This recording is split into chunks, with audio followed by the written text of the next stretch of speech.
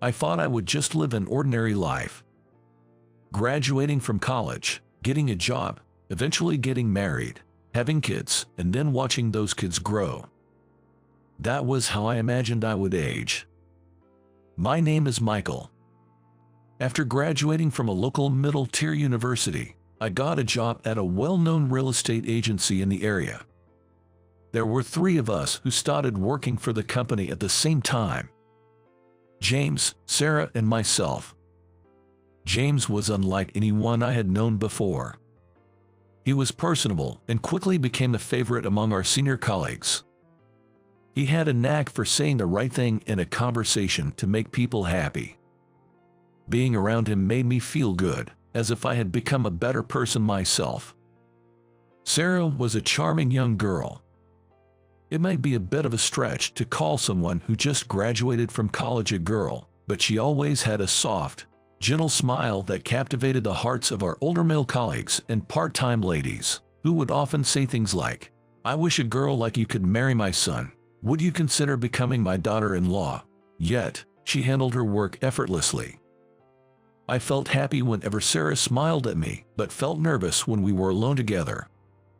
But as a new employee, I had so much to learn that it was overwhelming. Also, I had to work harder than anyone else because I didn't have any particular strengths. Thus, I had no time for a romantic relationship. After completing 6 months of training at the head office, we were each assigned to different branches within the county.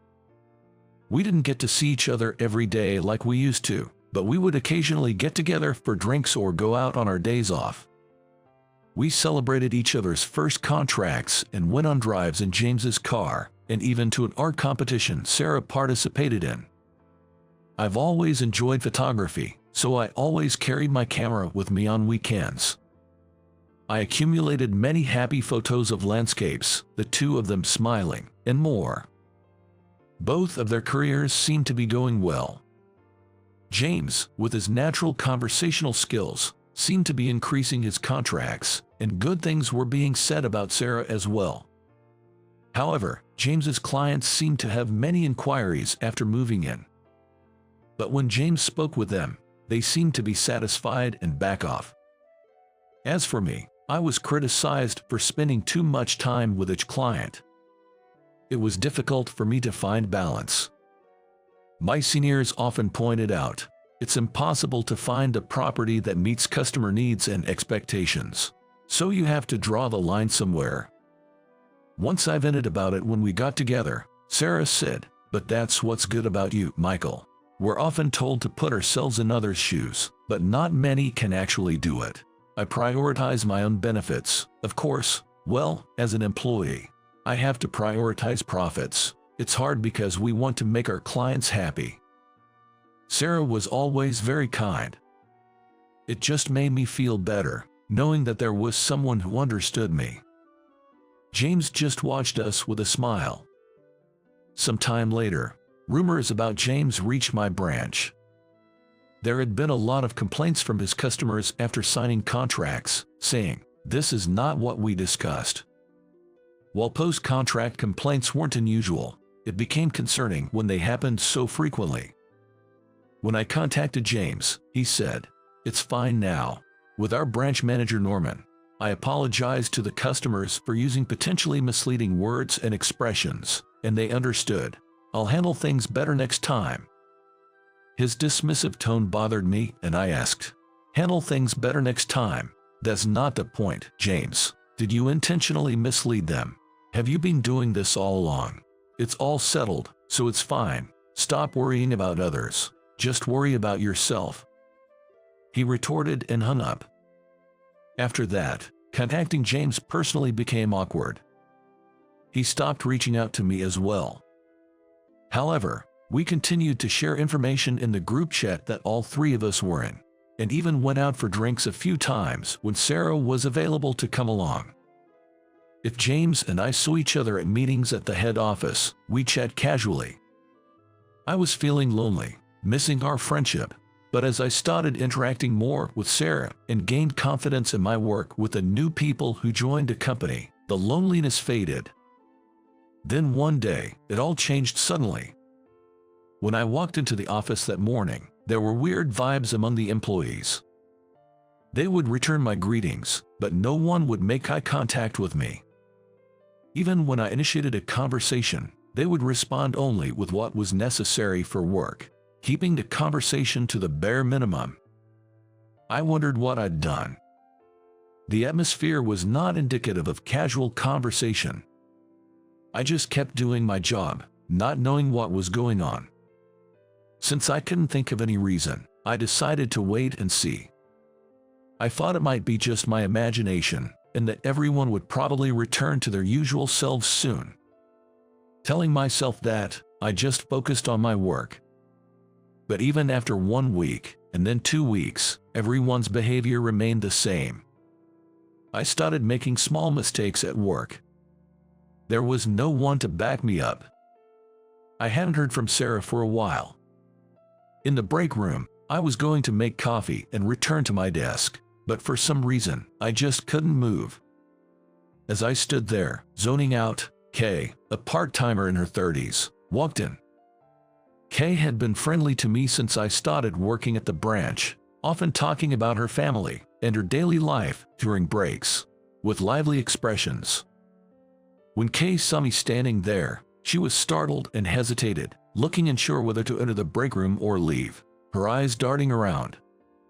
But she seemed to have come to prepare coffee for a client.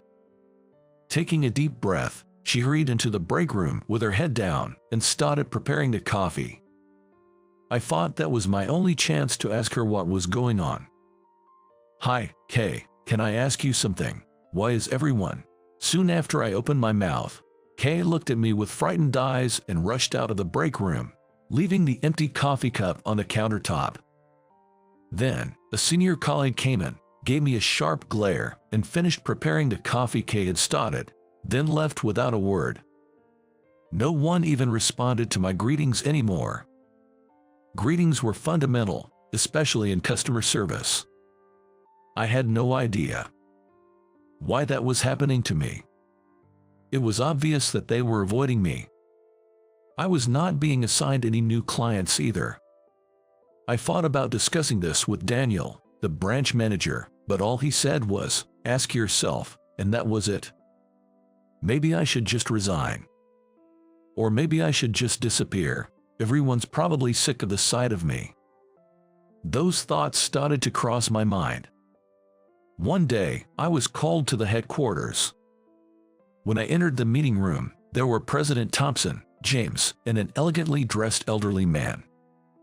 I had never met the elderly man before, but I recognized his face. He was the head of a wealthy family in this region, an important figure for our company, who owned many properties and lands. "Do you understand why you've been called?" President Thompson asked, but I had no idea whatsoever. I asked myself what was going on. "Your colleague, Sarah. You've been stalking her. She's an important young lady entrusted to us by Charles here, and we were asked to take special care of her. You know who Charles is, don't you?" What were you thinking? I haven't done anything wrong. I've been close with Sarah as a colleague, but I've never stalked her. I tried to argue in confusion, but I was so flustered that I couldn't find the right words. James, who had been silent until then, said, "Sarah consulted with me about you. You've been following her and even taking photos without her knowing. I've seen those photos." Despite my denials, no one seemed to listen. "Then show us what's in your briefcase," James demanded. With those words, James picked up the briefcase I had on the floor and dumped its contents onto the table. With a thud, my wallet, my phone, and all my work-related documents fell out. There was also a non-company brown envelope on top of them. From the envelope, a woman's watch and several photos spilled out. The photos showed Sarah walking down the street at night, relaxing at home, and even close-up shots of her legs, some of which were taken through a window of her apartment. Seeing the stuff on the table, Charles stood up, picked up the watch and envelope. And after checking the contents of the envelope, he started trembling and said to President Thompson, "I'll leave the decision to you, but ensure he never approaches Sarah again. She's about to be wed. If her reputation is tarnished because of this, Be prepared for consequences that may disadvantage your company." With that, Charles left. I was just standing there, not understanding the situation. President Thompson said, "You are fired. Don't bother coming in tomorrow." Given what Charles has said, you might not be sued, but don't expect to find employment in this industry again. And don't even think about contacting Sarah. If Charles gets serious, you won't be able to live in this area. I can't believe I hired a scumbag like you, but you seemed like a decent young man. Now Sarah says she's resigning too. What a loss. Don't even bother going back to the office to clean up your stuff. Just leave. I went straight home, unable to think about anything. My mother tried to talk to me when I was at home, but I didn't feel like it at all and just stayed in my bedroom. The next day, a courier delivered my personal belongings from the branch office along with my resignation letter, which was just for me to sign.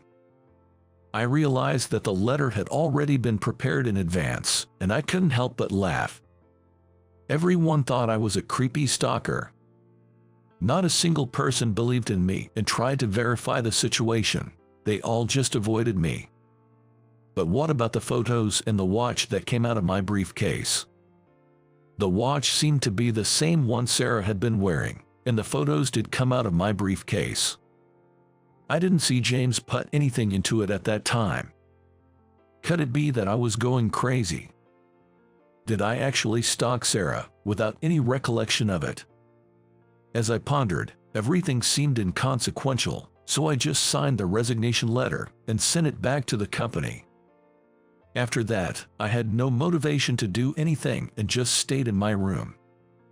Doubting my own memory and recalling the cold stares of those who used to smile at me brightly, I became afraid to go outside. Half a year passed.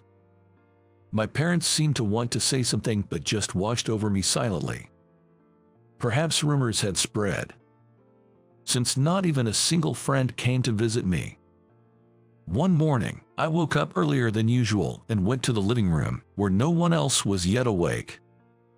I noticed a framed photo on display. It was taken during a family trip to the beach when I was in middle school. On the way back from that trip, I saw a beautiful sunset over the sea from the car and wanted to capture that moment. I asked my mom and dad, "Can I get the camera out?" But it was in the car trunk, and by the time we got around to it, the sea had receded and the sun had set. Afterward, I saved up my allowance and part of my earnings from the part-time job I was doing after I started going to high school. And with some help from my parents, I bought a camera, but I hadn't been back to that sea since. I hadn't touched the camera since that incident. I felt like taking photos might change something. I packed my camera, my wallet, and my phone, which hadn't been turned on for a while, into my backpack and put on my shoes. My hand trembled as I grabbed the doorknob, but when I opened the front door and felt the cool outside air, I stepped forward. Afraid to stop, I just ran all the way to the train station. Since I hadn't been active much, I was out of breath and couldn't go fast. But I was too scared to stop and too scared to meet anyone's gaze, so I kept running with my head down. I reached the station and got on a train. The train going in the opposite direction of the city center was sparsely populated, but I kept staring at my knees the entire time. After changing from train to bus, I arrived at the sea just after noon.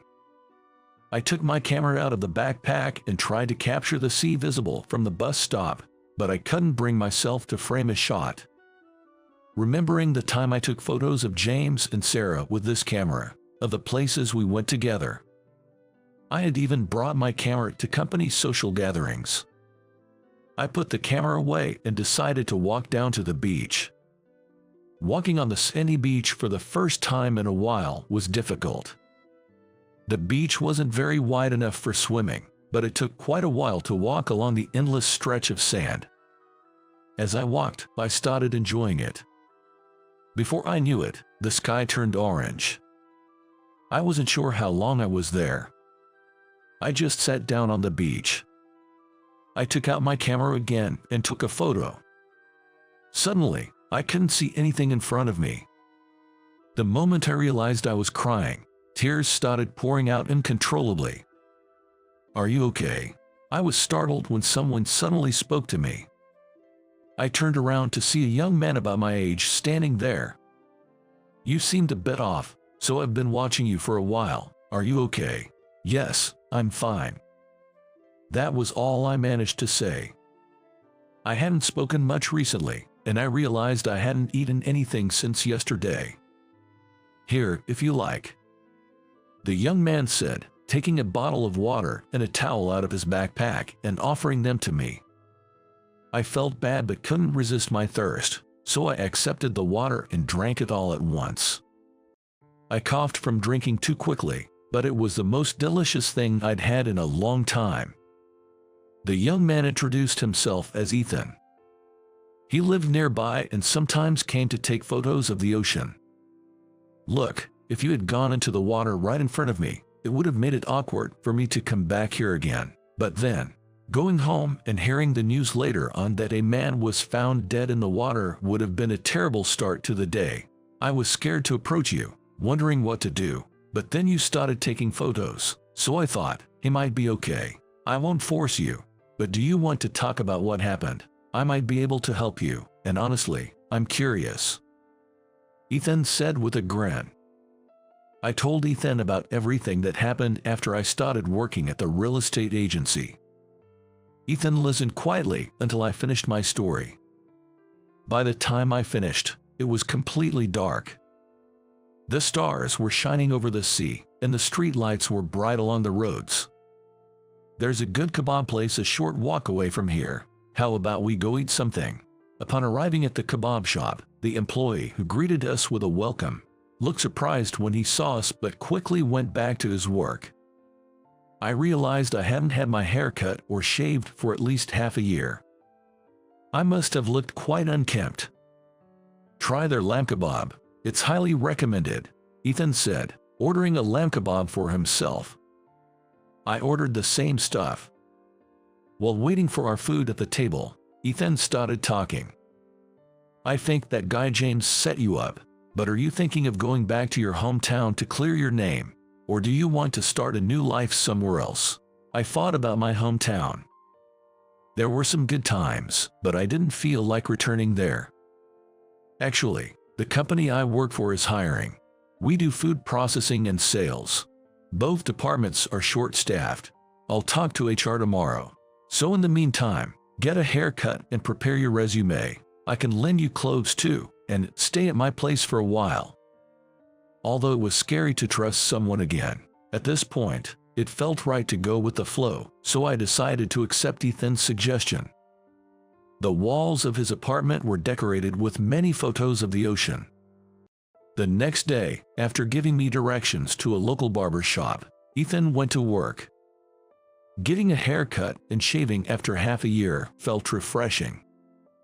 I bought a takeaway on the way back and returned to Ethan's apartment where he was also eating his lunch. Good, you're here. Your job interview is tomorrow. The interview went smoothly, and I was asked to start working from the following month. They even offered me a company-provided accommodation. The same one as Ethan's. Still afraid of engaging with people, I opted for a processing and packaging job.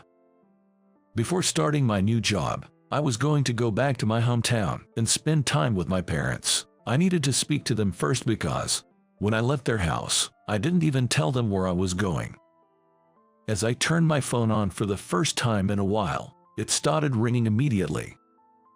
My mother, calling out my name and starting to cry, listened to me as I told her I was at a safe place and even found a job. While organizing the few belongings I had at Ethan's place, I noticed my camera was still there. I turned the camera on to see what photos were there. The photos of the sunset of the day I met Ethan at the beach, and the ones I took with James and Sarah. I thought I should delete them all. I was going to do that but forgot all about it. I returned to my hometown and stayed at my parents' for a few weeks. When leaving, I said goodbye to my parents at the doorstep. I didn't have much luggage, and somehow, I didn't want them to see me off at the train station. I walked slowly down the street. It was the same street that I ran on that day. Arriving at the station, I saw two familiar figures from behind. Then I just remembered it was their day off. I was standing frozen in place when the man turned around. Whispering something to the woman standing next to him, he started walking towards me. "Why are you here, still stalking people?" James laughed mockingly. "I'm not a stalker, James. You set me up, didn't you?" Finally caught on. Just as I thought, everything went according to plan. It was so hilarious. "You're really naive, you know. I just followed Sarah around so she'd notice she was being stalked, taking photos of her, and then spreading rumors through a part-timer. It all went so smoothly. And those photos in the watch, I planted them in your briefcase in the morning you were called to the headquarters. But you never noticed. It was just too funny. You know I'm the son of a state legislator, Edward Smith. I wanted to build my own connections for the future. So I thought I'd start by getting close to the local influencers by joining a real estate agency. Turned out to be a dead end, and I regretted it. But then at a party I was helping my dad at, I saw Sarah. Lucky me. She and I are dating now. It's too late for anything you say. Without the evidence, nobody will believe you." Before I could respond, James walked away.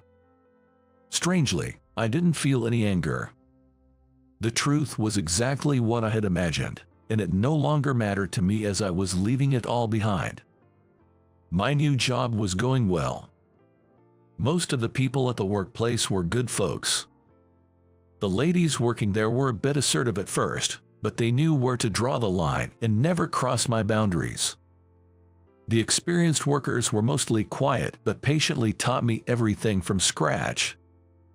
This company offered ready-made meals, the casual ideas the ladies shared during breaks, or the side dishes they brought for lunch, would inspire the company recipe developers to create new items that became popular locally. Then, an actor from this town, who helped our products gain recognition, mentioned them on TV, and now we supply to supermarkets all over the country.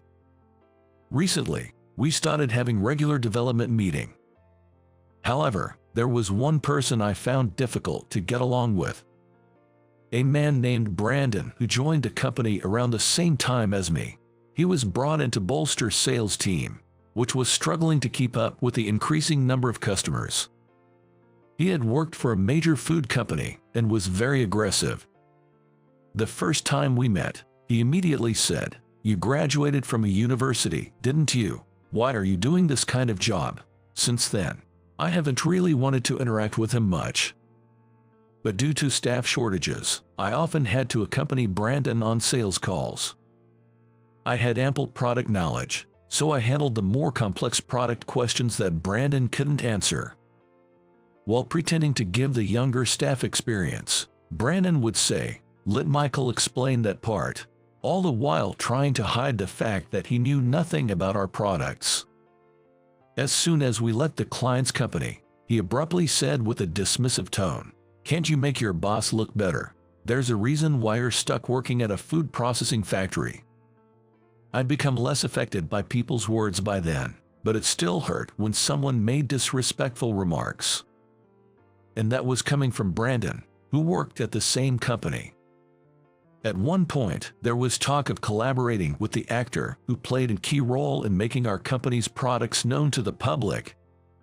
As we delved into the collaboration details, it became necessary for the experienced workers to step forward, but the reticence made it difficult for discussions to progress, so I ended up becoming a key person in the team.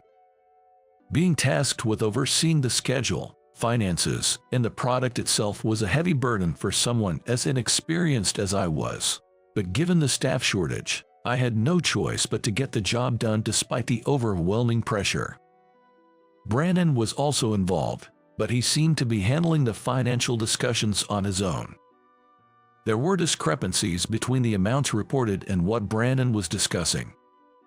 When I discussed it with Ethan, we decided to gather evidence to confront him.